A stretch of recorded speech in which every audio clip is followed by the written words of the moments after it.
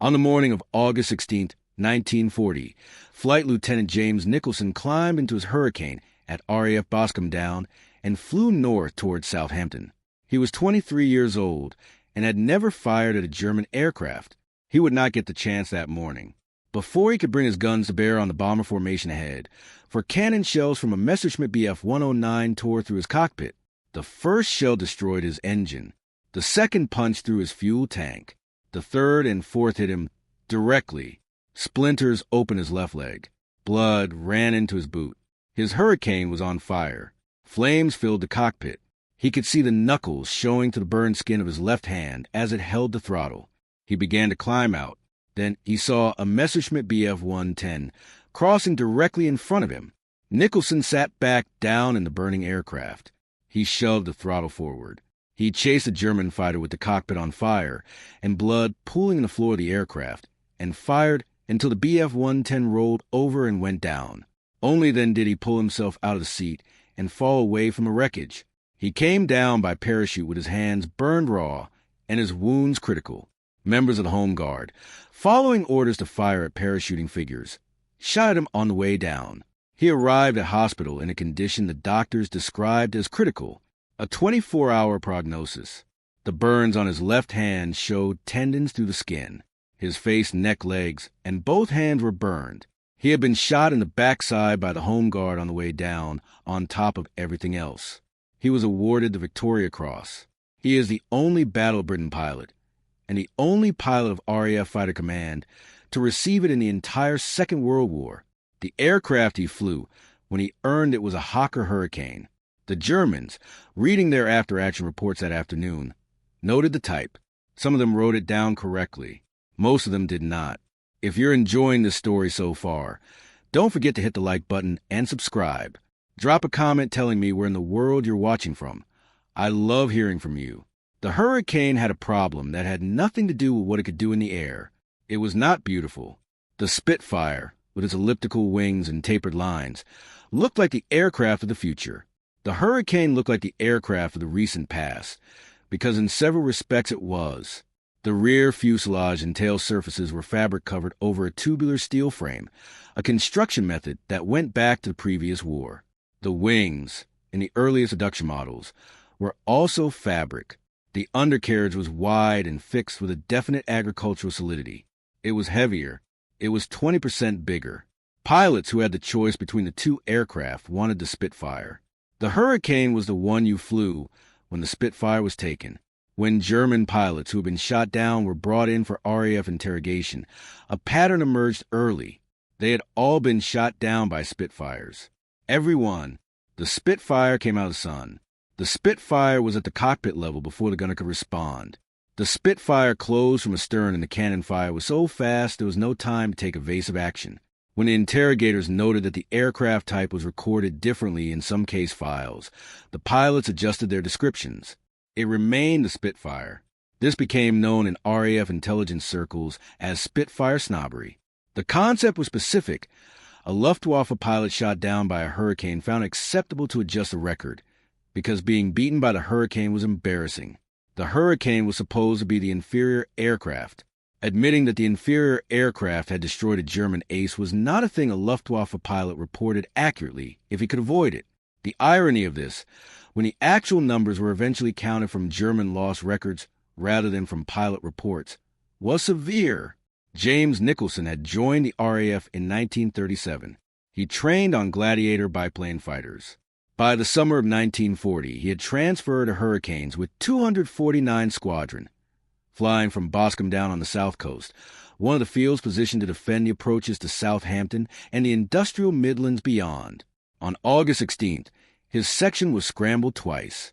The first sortie found nothing. The second, in the early afternoon, sent him north toward a bomber formation with two other Hurricanes alongside him. Those two aircraft were hit by Bf 109s in the same attack that destroyed his engine. All three Hurricanes were on fire simultaneously. Both of the other pilots bailed out. Nicolson sat back down. The citation for his Victoria Cross noted that he displayed exceptional gallantry and disregard for the safety of his own life. What it did not note because the authors of citations do not write personal context, was that August 16th, 1940 was Nicholson's first combat mission. He had never fired his guns in anger before that afternoon. He returned from his first combat in a burning aircraft with his hands on fire, with one confirmed kill and wounds that should have killed him. Sydney Camm submitted his design to the British Air Ministry on September 4th, 1934. He was the chief designer at Hawker, a position he had held since 1925, and for most of that decade he had been building biplanes while waiting for the technology to make a high-speed monoplane practical.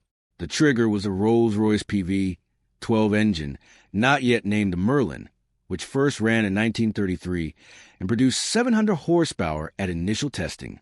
Camm designed the Hurricane around it. The Air Ministry issued specification F.36/34, calling for a high-speed monoplane fighter armed with 8 wing-mounted machine guns. 8 guns was an unprecedented number. Standard RAF fighters of the period carried 2. The logic was velocity. At the closing speeds of modern air combat, a pilot might have 2 seconds of firing time on any given pass. 2 guns in 2 seconds could damage an aircraft. 8 guns in 2 seconds could not miss.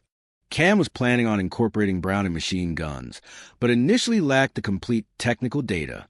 The specification was amended in July 1935 to confirm 8 Browning 7.7mm guns in the wings.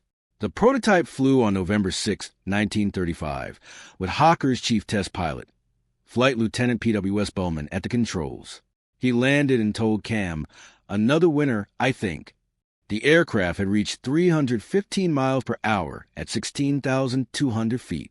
It was the first British aircraft and the first aircraft in the world to exceed 300 miles per hour in level flight. The Bf-109, which had its own first flight 4 months earlier, would not match those speeds until the E-Series appeared in early 1939. The Hurricane's 8 Brownings gave it 4 times the firepower of the Bf-109 prototype's 2 machine guns. But Camm already knew the Hurricane was a transitional aircraft. The Spitfire, under development at Supermarine simultaneously, had an all-metal wing designed from scratch by R.J. Mitchell. The Hurricane's wing was thicker, heavier, built around a traditional spar. The Spitfire would be faster at altitude. The question was whether the Hurricane could be produced fast enough and in sufficient numbers to matter before the war, that everyone could see coming. The contract placed in June 1936 was for 600 aircraft.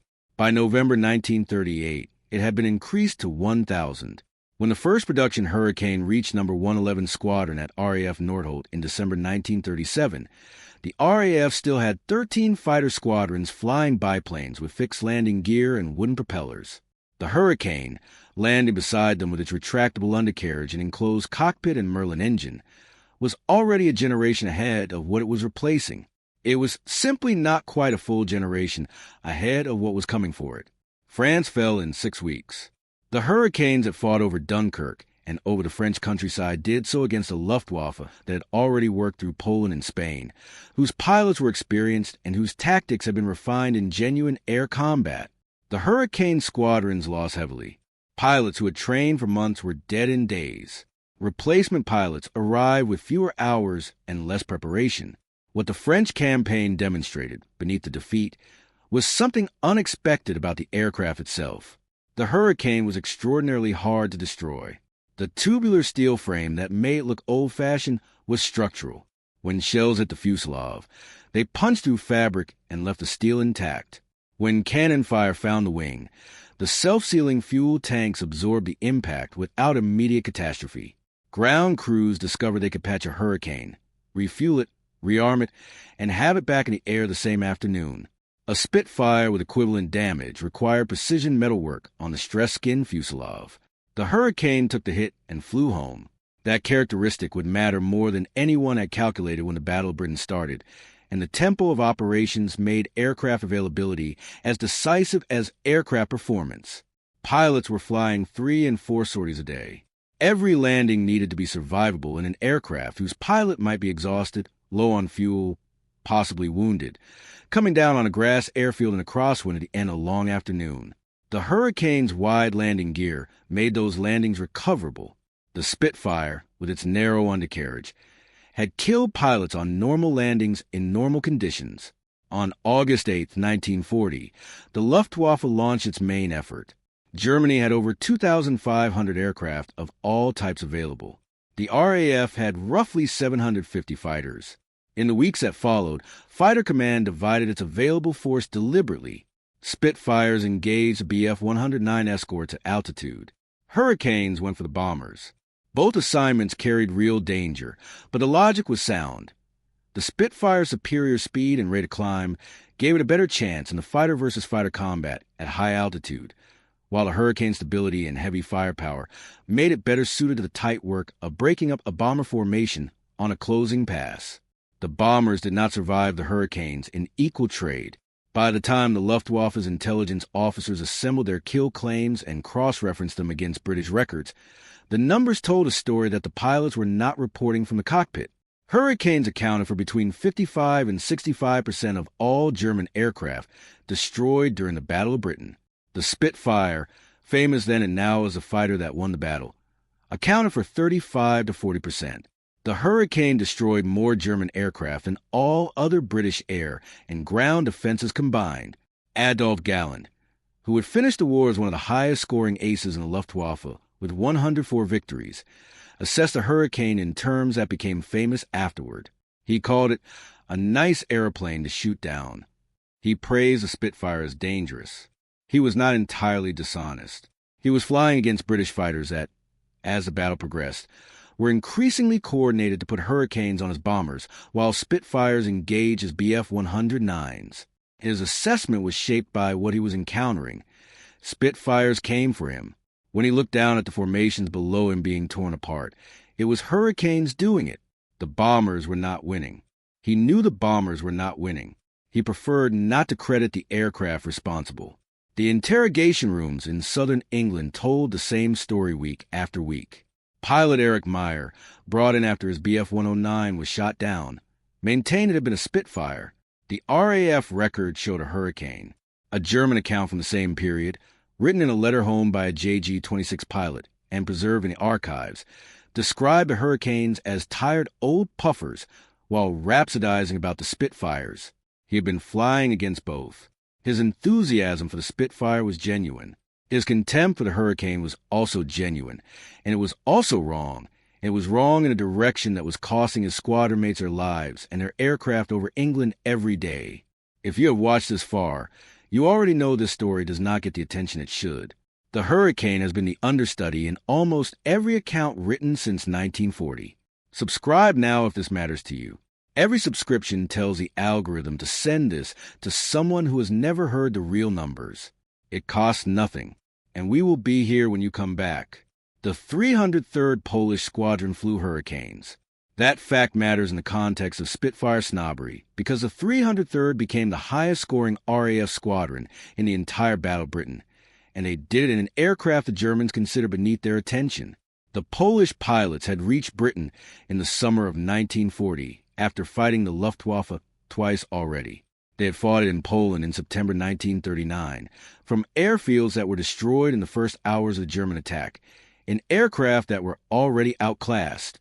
Then they escaped to France and fought again in the spring of 1940, receiving almost no operational support from the French command structure, which doubted their credentials and kept them on obsolete equipment.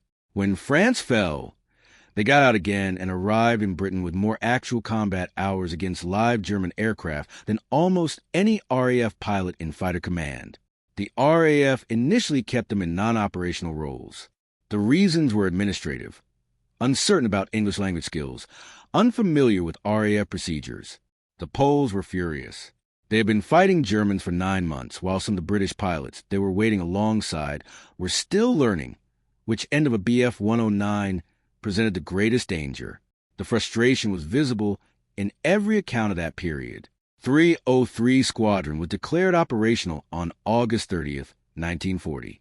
The RAF group captain at Nordholt, Stanley Vincent, was so skeptical of the kill claims the Poles were logging after their first sorties that he flew out and joined them in combat to see for himself. He came back shaken. The Poles were diving at German bomber formations with what he described as near-suicidal impetus. Every claim was real. The kill-to-loss ratio was not documentation error. In 42 days of combat, 303 Squadron destroyed 126 German aircraft. They lost 6 pilots killed and 15 Hurricanes in that time. The ratio of aircraft destroyed to pilots lost was roughly 21-1. The average RAF squadron during the battle was achieving around a quarter of that return. 9 of their pilots qualified as aces with 5 or more kills. Joseph Franisek was Czech, not Polish, but he preferred flying with the Poles. He had fought the Germans in Poland in September 1939, escaped to Romania, made it to France, flew with the French Air Force until France surrendered, and reached Britain by the summer of 1940. By the time he joined 303 Squadron as a sergeant, he had been at war for 11 months with 3 different air forces, and had accumulated combat time against the Luftwaffe that most RAF pilots had not yet imagined. He began his Battle of Britain tally on September 2nd with a Bf-109 over Dover. He flew alone when he could, breaking away from formation to hunt independently. The squadron commanders led him because the results were undeniable. On some days, he came back with 2 confirmed kills. On September 11th, he claimed 2 Bf-109s and a Heinkel He-111 in a single day's operations. In September 1940 alone, Franisek destroyed 17 German aircraft, 6 bombers, 2 Bf-110s, 9 Bf-109s. In less than 1 month, the final tally made him the highest-scoring Allied pilot of the entire Battle of Britain. He was awarded the Distinguished Flying Medal personally by King George VI. He was killed on October 8th, on a routine patrol over Surrey, when his Hurricane went in for reasons that have never been definitively established. He was 27 years old. The bar on his DFM was added posthumously. The Germans who were shot down by Franisek reported to their interrogators that it had been Spitfires. The RAF records showed Hurricanes. Hinnerk Waller, a Luftwaffe pilot brought in after being shot down by 303 Squadron, told his interrogators it had been a Spitfire. RAF records showed Hurricanes of 303 Squadron in that sector, with Franisek's flight listed as the attacking element. No Spitfires were recorded in the same engagement. The RAF intelligence staff began cross-referencing German accounts specifically for this pattern. In a significant number of engagements where German pilots claimed to have been brought down by Spitfires, British records showed Hurricanes in the same sector and no Spitfires within operational range of the reported position. James Nicolson returned to flying in 1941. He refused a ground posting. He told people that he felt he had not done enough, that the Victoria Cross had been awarded for one action that any Hurricane pilot might have flown under the same circumstances, and that he needed to go back and fly more operations before he could feel he had earned it. He flew bomber escort missions. He flew in the Far East. He kept pushing to be assigned to combat operations when senior officers kept trying to protect him. In May 1945, flying as a passenger in AB 24 Liberator over the Bay of Bengal, the aircraft caught fire and crashed. Nicolson was 27 years old. He is buried in Rangoon War Cemetery, Burma. The Hurricane he had sat back down in on August 16, 1940, came down in pieces near Romsey, Hampshire. Parts of it are at the Tangmere Museum alongside the burned uniform he was wearing that day and the life jacket he floated down in. His Victoria Cross is at the RAF Museum in Hendon. It is the only fighter command VC of the Second World War. It was won in a hurricane. If you're hooked on this story, make sure to subscribe and turn on notifications so you never miss an upload. Your support means everything and helps me bring you more emotional stories like this one. The Hurricanes War did not end over southern England. When the Battle of Britain finished and the immediate threat of invasion receded, the aircraft was already being moved on from a role it had been built for. Against the Bf-109F that arrived in quantity in late 1941, the Hurricane performance margins at altitude were no longer sufficient for pure fighter work. The Germans had upgraded their aircraft. The Hurricane had not kept pace. In the fighter versus fighter role it had carried to the Battle of Britain, it was falling behind, so it went everywhere else. Malta, under siege from German and Italian air forces from 1940 onward, was defended for 2 years primarily by Hurricanes. When Italy declared war in June 1940, the entire air defense of the island consisted of 4 Sea Gladiator biplanes, 2 of which would fly on any given day.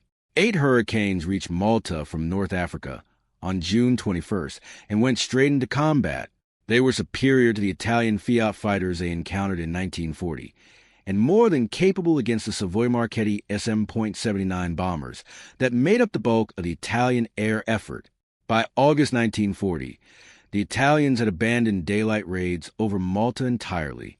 The Germans arrived in December 1941 with the Bf-109F. 10 Hurricane pilots were killed that month alone. The Hurricanes defending Malta could no longer match the top-end performance of the aircraft coming at them, but they kept flying, and Malta kept holding until enough Spitfires could be delivered by carrier to begin replacing them in May 1942. The previous day, a Hurricane scored the last Hurricane victory over the island. 2 years of fighting. Rotating squadrons. The same aircraft the RAF had been planning to replace since 1939 had held Malta's airspace until a better replacement was available. In North Africa, the Hurricane evolved into something the designers had not originally planned. The MK-IID variant, developed in 1941 and arriving in the Western Desert in the spring of 1942, carried two 40mm Vickers Type S cannon under the wings alongside 2 Browning machine guns for target acquisition. The 40mm rounds could penetrate the top and rear armor of German tank designs of the period at attack angles accessible in a diving pass. They were accurate enough that pilots trained in live firing against captured Axis vehicles on the Suez Canal could thread rounds through the thin upper plate of a Panzer III or Panzer IV in a single attacking run. No. 6 Squadron RAF flew these aircraft at El Alamein and across the North African campaign. The Panzer crews began dispersing their vehicles more widely specifically to reduce their exposure to Hurricane attack passes. In Tunisia in early 1943, when the first Tiger tanks were encountered, the 40mm rounds from the MK-IID could not penetrate the Tiger's frontal or side armor. The solution was to attack from the rear or to use 250-pound bombs carried by the Hurry Bomber variant on a direct hit. On one mission in early 1943, 3 tanks were hit in a single sortie. One was a Tiger, previously immobilized but still operational as a firing platform. The bombs finished it. No other single-engine aircraft available in the theater was doing this work at this point in the war. The Hurricane also fought in Burma and India, where RAF and Commonwealth squadrons flew ground attack missions against Japanese positions in conditions that ranged from monsoon flooding to mountain cold. Sea Hurricanes, a naval variant with strengthened undercarriages and catapult attachment points, operated from convoy escort ships in the North Atlantic. These aircraft were launched by catapult against the Focke-Wulf FW-200 Condor Maritime Patrol aircraft that were directing U-boat attacks against convoys and sinking merchant ships directly with bombs. There was no deck to land on when the mission was complete. The pilot shot down the Condor, transmitted position information to the convoy, and then ditched in the ocean alongside the nearest ship and hoped to be recovered. Some were not. The men who flew those catapult missions understood the mathematics clearly before they launched. The Condor was a 4-engine aircraft capable of destroying or damaging multiple ships per sortie. Without the Sea Hurricane, the convoy had no air defense against it. With the Sea Hurricane, the pilot might survive if the sea conditions were right and a ship was close enough and the recovery was fast enough. Those were several contingencies stacked together, and the pilots who volunteered for catapult escort duty were aware of all of them. The Hurricanes also went to the Soviet Union. Over 1,000 were delivered under Lend-Lease from 1941 onward, shipped via the Arctic convoys to Murmansk and Archangel, or via the Persian corridor through Iran. Soviet pilots flew them on the Eastern Front against the same Luftwaffe the RAF had faced over England, in conditions that made the English winter look moderate. Soviet accounts of the Hurricane in service noted the same characteristic that the RAF crews had found in France in 1940. The aircraft absorbed damage and kept flying. A Hurricane that would have been written off in Western European conditions with adequate repair facilities could be patched and returned to operations in Soviet field conditions where the alternatives were sometimes nothing. The aircraft's time in Burma and India extended through 1943 and into 1944. With squadrons operating ground attack and air defense roles against Japanese forces. The terrain and weather of the Burma theater produced conditions that were as demanding as anything the aircraft had encountered in North Africa or the North Atlantic. Monsoon flooding, mountain altitude, tropical heat, supply lines that stretched across the Himalayas. The Hurricane flew in all of it.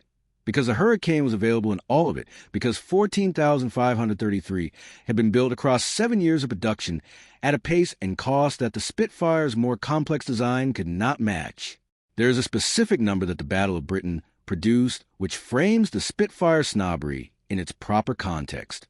The 15th of September, 1940, is the date Churchill later identified as the culminating day of the battle. 56 German aircraft were destroyed that day. The RAF lost 26. The scale of German losses on September 15th broke the Luftwaffe's confidence that fighter command could be finished before winter. The invasion plan, Operation Sea Lion, was effectively dead after that day. Of the 56 German aircraft destroyed on September 15th, the majority were shot down by hurricanes. The accounts written later, by people who had already absorbed the narrative of the Spitfire as a symbol of the battle, did not lead with this fact. The Spitfire was a story. It photographed better. It had the name. And the German pilots, even in captivity, talked about the Spitfire with something approaching respect. They talked about the Hurricane as something they should have been able to deal with. The gap between what the pilots said and what the lost records showed was consistent across the entire summer. The overall accounting, done from German records post-war rather than from the pilot reports that had consistently attributed kills to the Spitfire, was unambiguous. The Hurricane accounted for 55 to 65% of all German aircraft destroyed in the Battle of Britain. In round figures, roughly twice the Spitfire's contribution. The most heavily Spitfire biased analysis available, using the highest estimates for Spitfire kills and the lowest for Hurricanes, still puts the Hurricane above 50%. The aircraft the Germans called inferior was doing the majority of the destroying. The specific mechanics of why the Hurricane was effective against bombers and why this effectiveness survived the Bf-109's air superiority overhead came down to three factors that no one in the pre-war planning had specifically designed for. The first was the gun platform. The Hurricane's thicker, heavier wing produced less flex in a firing pass than the Spitfire's thinner surface. At the moment the 8 Brownings fired, the Hurricane held its aim better. The spread of fire was tighter. The second was the closing geometry. RAF tactics for bomber interception placed Hurricanes in attacks from astern and below, where the bomber's defensive armament was weakest, and where the Hurricane's rate of climb from close range gave a firing position the bomber could not easily negate. The third was the recovery. After a firing pass, the Hurricane's wide turning circle meant the pilot pulled off the target in a broader arc than the tighter Spitfire. In tight bomber formation attacks, that arc kept the Hurricane away from the debris field of the aircraft it had just destroyed. The bombers fell. The Bf-109s overhead, who had been watching what was supposed to be the lesser British fighter work through formations that had been briefed as the main striking arm of the Luftwaffe, could not always respond in time to stop the Hurricanes before the damage was done. They could bounce individual Hurricanes. They could take them from above and behind at altitudes where the Bf-109's superior ceiling gave a consistent advantage. What they could not do was stop a squadron of Hurricanes that had already committed to a firing pass on a Heinkel He-111 formation before the escorts could descend to intercept. The German pilots in the cockpits overhead knew this. They saw the bombers fall.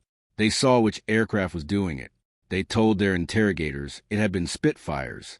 Douglas Bader, who lost both legs in a flying accident in 1931, and rebuilt himself into one of the most recognized RAF fighter pilots of the war, flew Hurricanes during the Battle of Britain with 242 Squadron at Duxford. He is always associated in popular memory with the Spitfire, an association reinforced by the aircraft he was flying when he was eventually shot down over France in 1941. But it was a Hurricane he flew through the summer of 1940, leading the Duxford wing to the peak of the battle, and it was a Hurricane he described later in terms that appear in every serious account of the aircraft. I grew to love it. It was strong, highly maneuverable, could turn inside the Spitfire. That last sentence matters. In a sustained turning engagement at medium altitude, the Hurricane could hold an inside position against its own side's faster aircraft. Against the bomber formation at the altitudes where those engagements happened, The tighter turning radius gave a Hurricane something the Spitfire could not always match. Bader knew this from practice. He had flown both. The public memory of him flying Spitfires was accurate about the last phase of his combat career. It was not accurate about where his actual combat effectiveness was built. Marmaduke Paddle, possibly the highest-scoring RAF ace of the entire war, flew Hurricanes over Greece and the Balkans in 1940 and 1941. He destroyed at least 34 aircraft in that theater, with some estimates reaching 50, before being killed in combat over Athens in April 1941. He was 26 years old. His records were incomplete because so many of the airfields and headquarters he flew from were destroyed or overrun by the German advance, and the documentation was lost. The reconstructed official tally gives him 34 confirmed kills. Most accounts of the highest-scoring Allied aces do not mention him at all, because his theater of operations was not the Battle of Britain, and the Hurricane he flew was not the Spitfire. The 14,533 Hurricanes built across a production run served in virtually every theater where Britain and its allies fought. Over 1,400 were built in Canada. Hundreds went to the Soviet Union under Lend-Lease, where Soviet pilots flew them against the Luftwaffe on the Eastern Front from 1941 onward.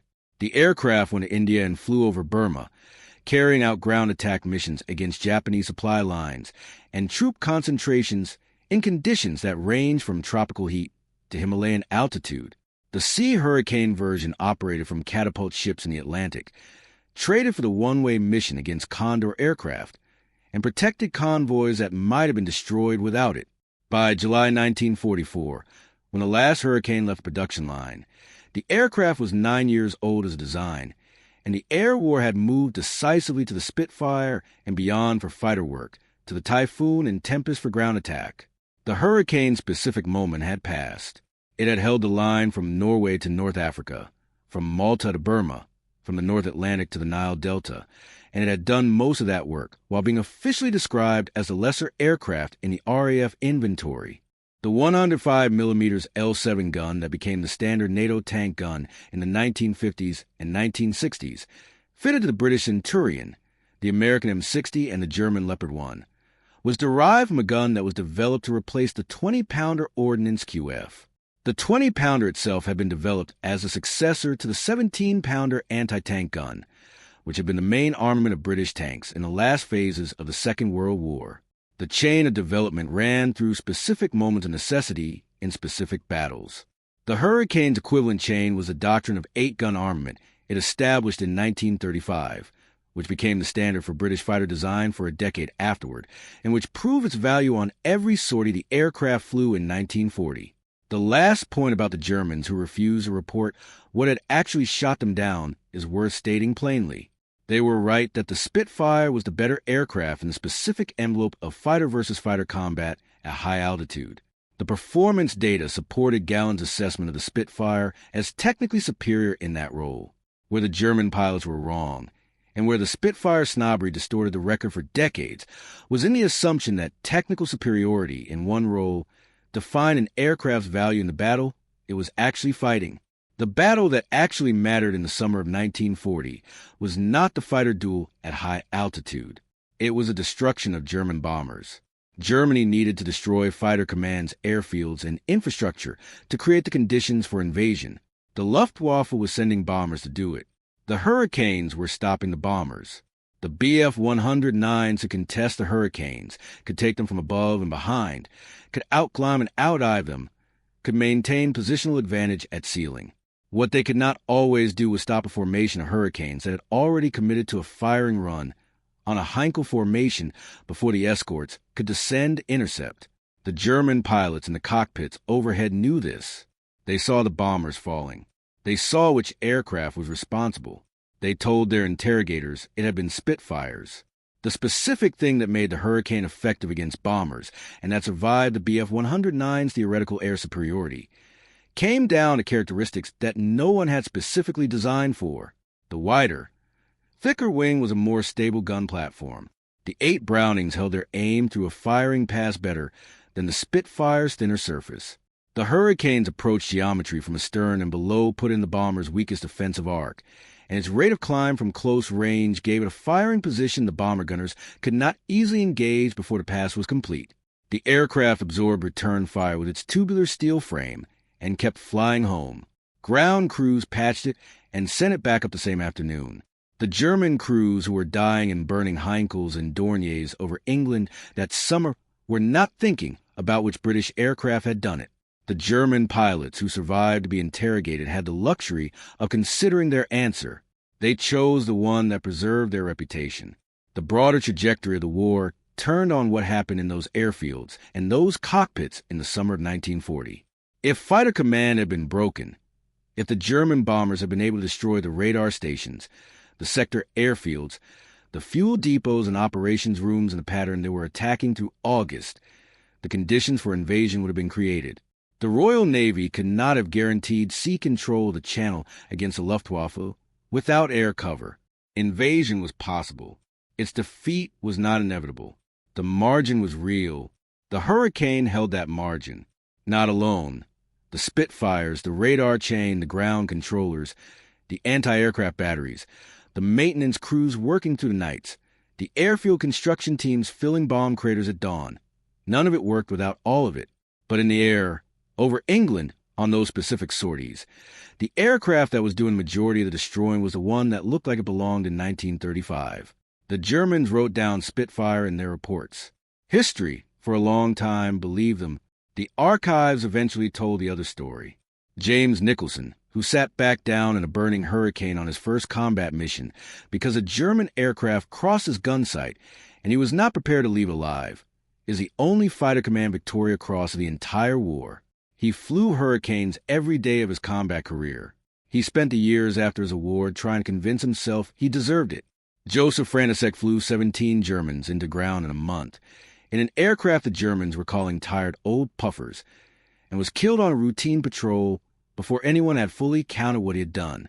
The 303 Squadron Poles, who had arrived in Britain after fighting the same enemy for 11 months and been kept out of operation for weeks while the RAF decided whether to trust them, destroyed 126 German aircraft in 42 days and finished the Battle of Britain as the highest-scoring squadron in fighter command. All of them flew Hurricanes. The Germans wrote down Spitfire. If you stayed until the end, you already know why this story doesn't get told at the scale it deserves. The Hurricane has no franchise, no film series. The aircraft that destroyed more German planes during the Battle of Britain than all other defenses combined is represented in most popular accounts as a supporting actor in the Spitfire story. The real numbers are in the archives. They have been there since 1945. The Spitfire earned its reputation. The Hurricane earned one too, and the Germans who survived to read the lost records after the war knew it. Some of them have been writing it down incorrectly since August 1940. Subscribe, drop a comment, and tell us where you are watching from. Tell us if someone in your family flew a Hurricane, maintained one, or served alongside the squadrons that flew them. If you know something we have not said, say it. This comment section is not a metric. It is where the people who know these stories add to them. If this sent you looking for more, we will be here. Thank you so much for watching until the end. If you love this story, check out the other videos on your screen now. I think you'll really enjoy them. And don't forget to subscribe if you haven't already. See you in the next story.